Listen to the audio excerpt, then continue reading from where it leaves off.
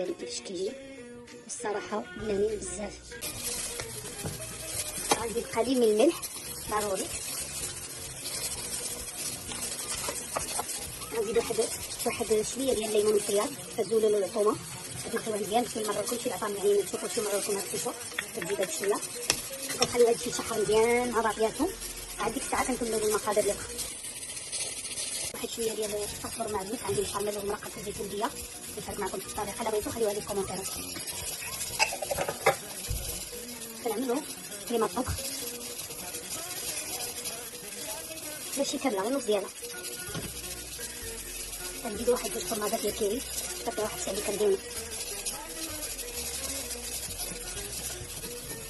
من بعد كندمجو هادشي مع بعضياتو مزيان، كنحطو الكسوه وكنخليوها تقلع حتى كتنشف مره، ما كتبقاش مره فيها هاد الماء، حتى كتنشف مزيان وكتعلق.